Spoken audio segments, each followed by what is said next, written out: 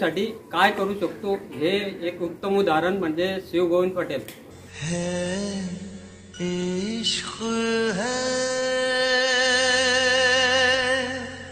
हमें सरज़मीं से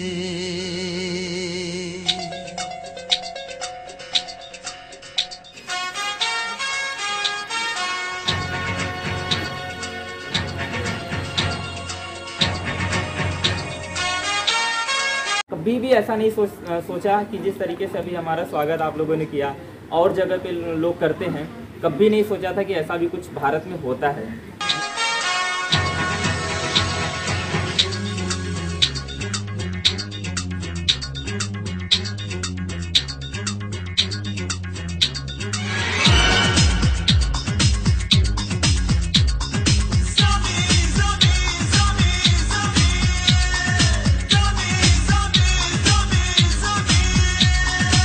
त्याने त्या ध्येयासाठी तो वेळा झाला आणि हजारो पूर्ण मातृभूमीच्या कान्याकोपऱ्यात हजारो किलोमीटर त्याने सायकलवर प्रवास केला।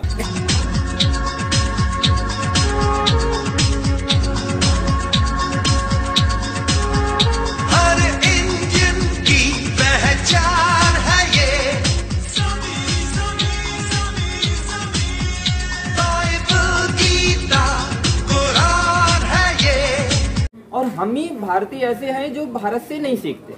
वो हम चाहते हैं ना, हम फॉरेन में अमेरिका से सीखेंगे, यूक्रेन से सीखेंगे, जापान से सीखेंगे और चाइना से सीखेंगे, अलग अलग कंट्री से सीखेंगे, लेकिन हम अपने देश से नहीं सीखते।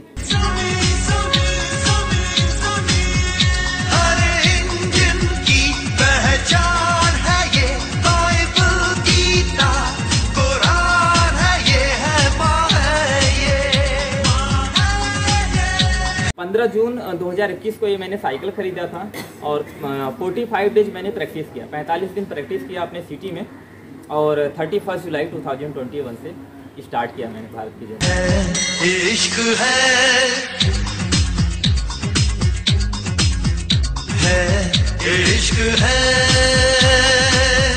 हमें सरज़मीं से इश्क है हमें सरज़मीं से।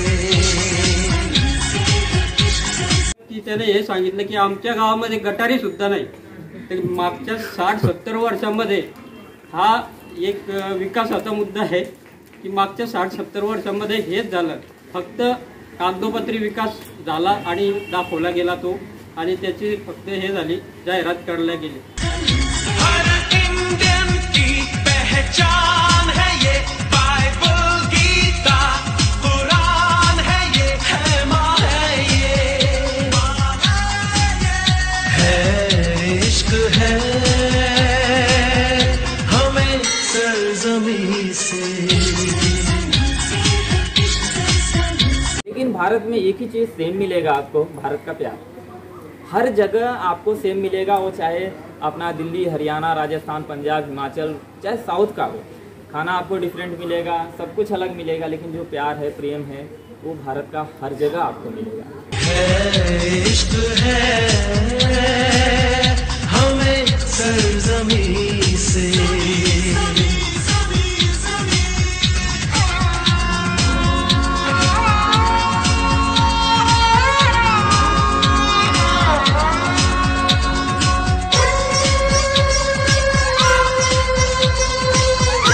सांगितलं की प्लांटेशन म्हणजे पुन्हा तुम्ही झाडं लावा, झाडापासून आपल्याला पुन्हा त्याचं बेनिफिट मिळेल। आणि जे आपल्याला आज 10 वर्षापूर्वी आपण पाहिलं असेल की पावसाळ्यात कधी आपण पंखा लावला नाही किंवा कूलर लावला नाही, आज भर पावसाळ्यामध्ये आपल्याला कूलर लावावं लागतंय। या विषय म्हणजे कशामुळे की सर्वात जास्त वृक्षतोड जी होते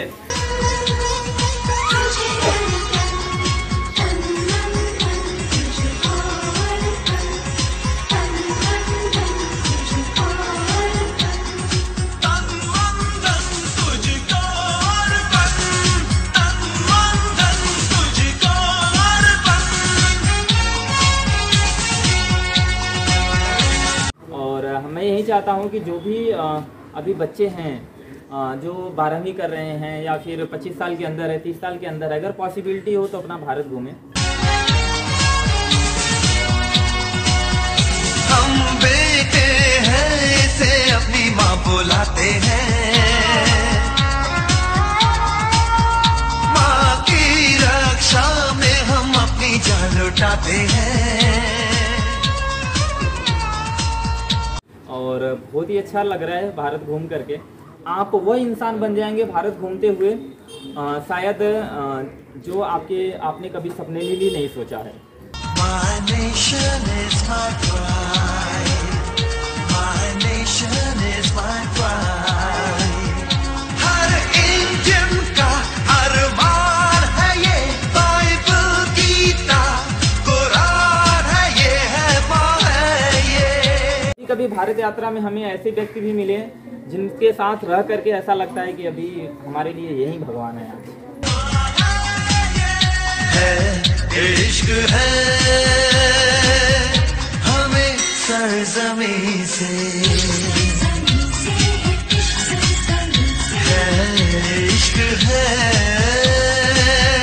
हमें सरजमी से।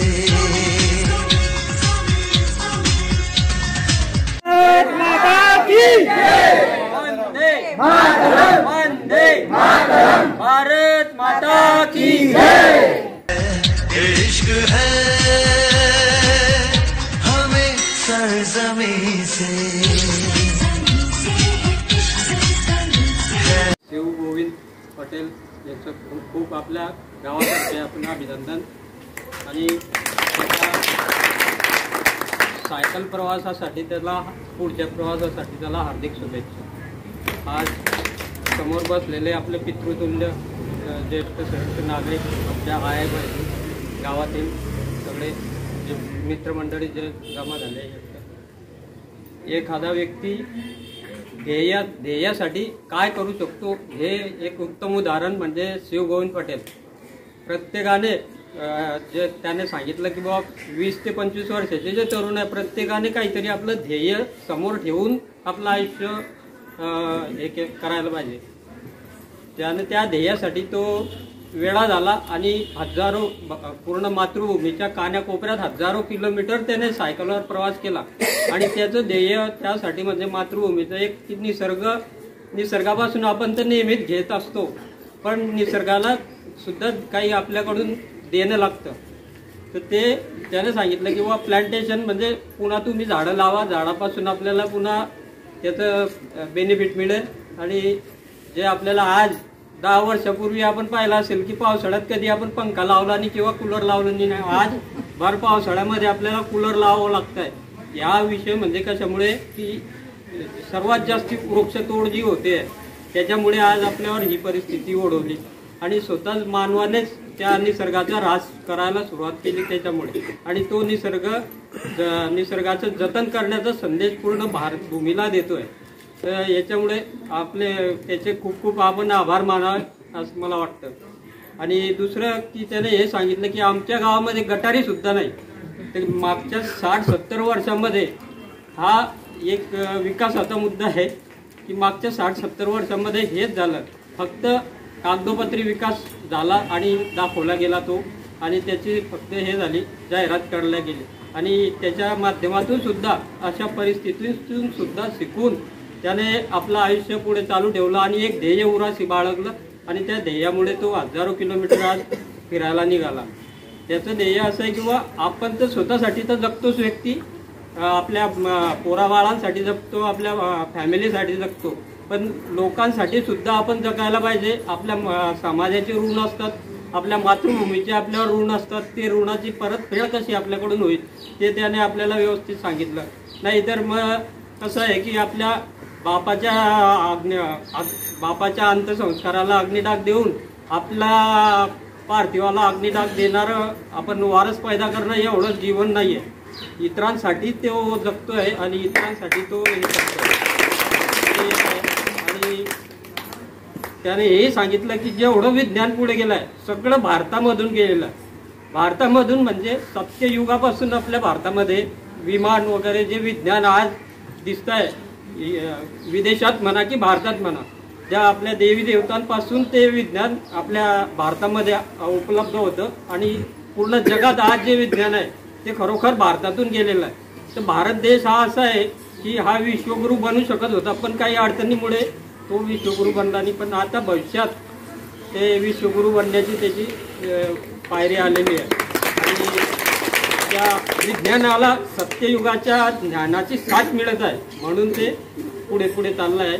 त्याच्यासाठी आपण या येथे केला अभिनंदन, खूप खूप त्याचे आभार. तो दिल्ली जब फर्स्ट टाइम आए तो मुझे बहुत कुछ देखने को, सीखने को, समझने को मिला. यहाँ तो सब भागे पड़े हैं, किसी को समय नहीं है, पूरा फुल पोल्यूशन, उतना पोल्यूशन हम देखे नहीं थे. और नोएडा में जहाँ पे भी शुभम भाई रहते हैं वहाँ का तो हालत है मतलब फील यहाँ तो बहुत सही है.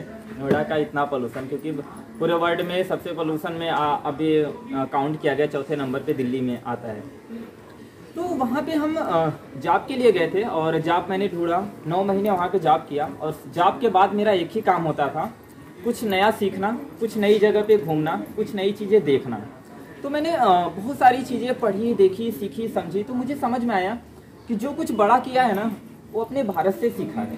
चाहे वो विदेश के लोग बड़े किए हैं वो भी आगे भारत से सीखे हैं, चाहे हमारे देश में जो लोग बहुत ऊंचाइयों पर गए हैं वो भारत से सीखे हैं. और हम ही भारतीय ऐसे हैं जो भारत से नहीं सीखते. वो हम चाहते हैं ना हम फॉरेन में अमेरिका से सीखेंगे, यूक्रेन से सीखेंगे, जापान से सीखेंगे और चाइना से सीखेंगे, अलग अलग कंट्री से सीखेंगे, लेकिन हम अपने देश से नहीं सीखते. तो मेरे दिमाग में एक चीज़ चल रहा था कि अगर हम अपने देश से बहुत कुछ सीख सकते हैं तो मुझे अपना देश घूमना चाहिए, सीखना चाहिए, जानना चाहिए, समझना चाहिए.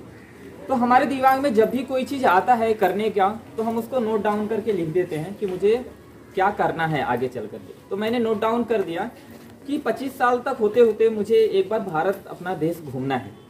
और वहीं दिल्ली में ही रह करके मैंने अपना गोल डिसाइड किया था कि मुझे लाइफ में आगे करना क्या है. तो मैंने डिसाइड किया 5 चीज़ें कि मुझे पहला बिजनेस करना है, आगे चल करके मुझे कोई ना कोई बिजनेस करना है, जॉब नहीं करना है.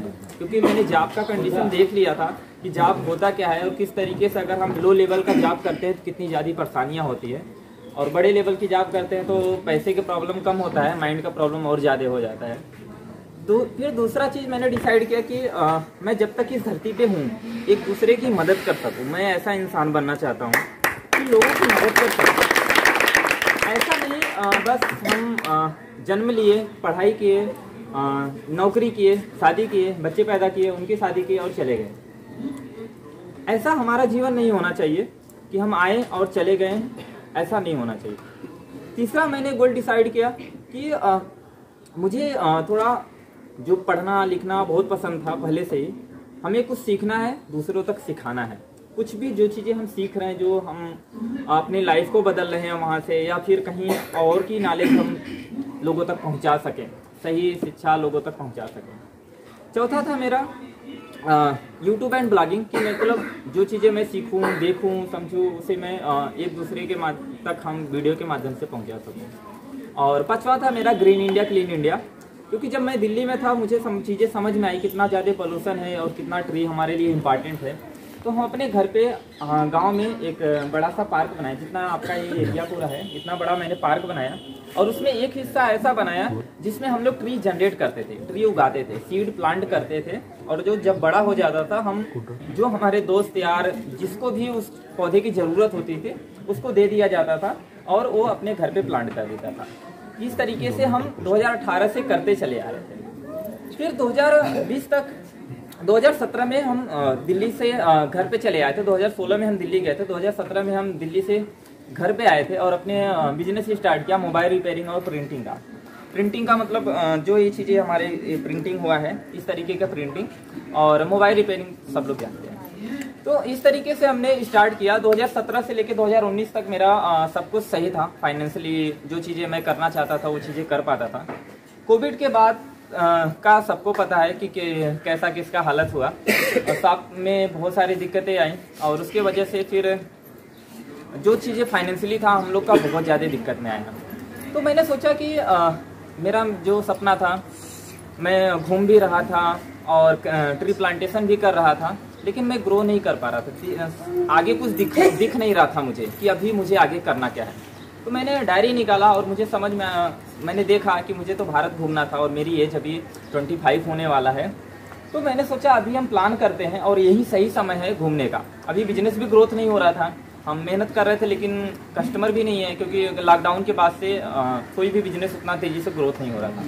तो मैंने प्लान बनाया घूमने का। तो मैंने बाइक से सर्च किया कि बाइक से कितना खर्च लगेगा, कहाँ कहाँ मुझे जाना पड़ेगा, किस तरीके से हम रहेंगे। तो वो पूरी तरीके से पैसे का उतना हो ही नहीं पा रहा था कि हम उतना सफ़र कर सकेंगे, उतना फ्यूल का खर्चा। करीब करीब आपको अगर भारत घूमना है 3 से 4 लाख रुपए चाहिए आपको, बाइक, खाने, फूड, ये सब सारी चीज़ों का, अगर आपको अच्छे से बाइक से घूमना है पूरा भारत। फिर मैंने समझा कि इससे तो नहीं होगा, बट हमने ये सोचा कि अगर हमें घूमना है, हमने अपना गोल नहीं चेंज किया, घूमना है इसका ऑप्शन निकालते हैं, इसका रास्ता निकालते हैं। तो मैंने सर्च करना शुरू किया कि हम कैसे घूम सकते हैं। तो मैंने सर्च किया कि भारत यात्रा कैसे करें। तो हमारे एक हरियाणा के रहने वाले व्यक्ति हैं जिनका नाम है डॉक्टर राज। वो साइकिल से उस समय पे 52 देश घूम चुके थे। मैंने उनका वीडियो देखा तो मुझे समझ में आया कि अगर ये बंदा 52 देश घूम सकता है तो मुझे तो अपना देश घूमना है। तो मैंने वहीं से डिसीजन लिया कि मुझे साइकिल से घूमना है। और अचानक जब आप कुछ करना चाहते हैं, दिल से करना चाहते हैं, तो नेचर आपको सपोर्ट करता है। हमारे बनारस में सबसे फेमस है त्यौहार देव दीपावली। अगर कोई जानता होगा तो जानता होगा। कार्तिक पूर्णिमा। हाँ, कार्तिक पूर्णिमा बहुत ज़्यादा करोड़ों के दिए से पूरा घाट सजाया जाता है, तो देखने बहुत बहुत दूर से लोग आते हैं। तो उस दिन क्या हुआ, लॉकडाउन से साइकिल बाबा जो थे डॉक्टर राज, वो गाँव में आए थे अपने हरियाणा से। वो देव दीपावली देखने बनारस आ रहे थे और हम भी देव दीपावली देखने उसी रास्ते से जा रहे थे। तो मैंने देखा अरे यार बंदा तो वही है जिसको हम यूट्यूब पे देखते थे, अभी हमारे सामने है। तो मैंने उनसे रोका, बात किया, समझा। वो हमें साइकिल के बारे में इतने अच्छे से बताया क्योंकि उनके पास 5 साल का एक्सपीरियंस और 52 देशों का एक्सपीरियंस था साइकिल का। तो उस दिन से मैंने डिसाइड कर लिया कि मुझे साइकिल से घूमना है अपना भारत। फिर मुझे समझ में आया कि जो चीज़ें आप करते हैं आगे, वो चीज़ें थोड़ा पीछे से कनेक्टेड होती हैं। तो पीछे हम क्या कर रहे थे, ट्री प्लांटेशन, डोनेशन, जनरेशन कर रहे थे। और जैसे मैंने साइकिल डिसीजन लिया तो मैंने सोचा इन दोनों को कनेक्ट करके हम भारत घूम सकते हैं। हम घूम भी सकते हैं, लोगों को अच्छा मैसेज भी दे सकते हैं। इन दोनों को मैंने कनेक्ट किया और 15 जून 2021 को ये मैंने साइकिल ख़रीदा था और 45 डेज मैंने प्रैक्टिस किया, 45 दिन प्रैक्टिस किया अपने सिटी में। और 31 जुलाई 2021 से स्टार्ट किया मैंने भारत की जर्नी। और मैं कभी भी ऐसा नहीं सोचा कि जिस तरीके से अभी हमारा स्वागत आप लोगों ने किया और जगह पे लोग करते हैं, कभी नहीं सोचा था कि ऐसा भी कुछ भारत में होता है। मुझे सिर्फ एक ही चीज़ समझ में आती थी कि हम एक जगह से दूसरी जगह पे जाएंगे, दूसरी जगह से तीसरी जगह पे जाएंगे, वहाँ से अपने जहाँ पे जाना है वहाँ पे चले जाएंगे, गूगल की मदद से, लोगों की मदद से पूछ के कि हमें यहाँ पे जाना है, यहाँ पे मैंने ये चीज़ें देखा, काम खत्म। बट जब मैंने घूमना शुरू किया तो समझ में आया कि आपको लैंग्वेज आए या नहीं आए। अभी हम यहाँ पे आपको लैंग्वेज आ रहा है, हम ऐसे ऐसे जगह पे गए जहाँ पे सामने वाले को भी कुछ भी नहीं आ रहा है, हमें भी वो बोल रहे हैं कुछ भी नहीं आ रहा है, सिर्फ इशारे से। मतलब आप सोचो कि हमें पानी चाहिए, खाना चाहिए, हमें बैठना है, हमें सोना है, इस तरीके से इशारे में पूरा हमने कर्नाटका में बहुत सारे ऐसे जगह पे हम ऐसे भी घर पे रुके जिनको सुनाई नहीं देता। सोचो आप उनके घर पे कैसे रहेंगे। तो उनके भी घर का मैंने आनंद लिया रहने का। और हर जगह का कल्चर से अलग है, बोली भाषा अलग है, रहना अलग है, सब कुछ अलग है। लेकिन भारत में एक ही चीज़ सेम मिलेगा आपको, भारत का प्यार।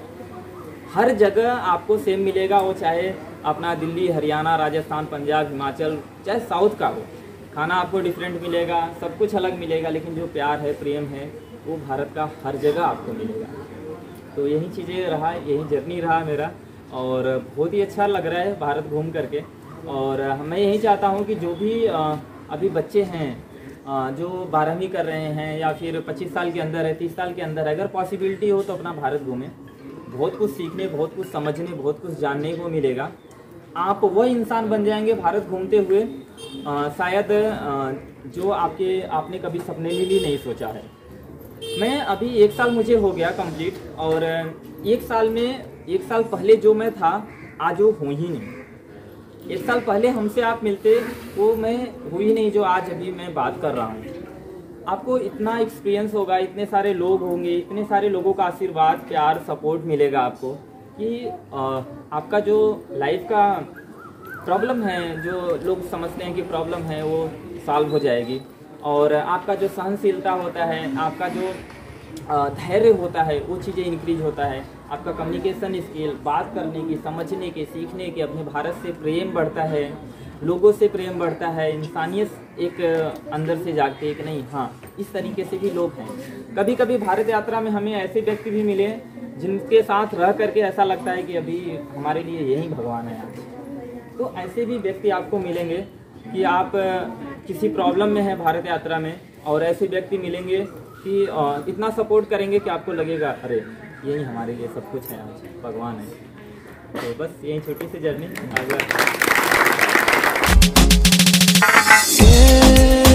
दोस्ती हम नहीं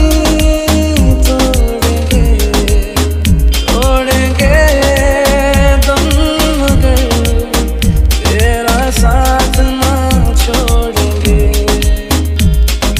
ये दोस्ती हम नहीं तोड़ेंगे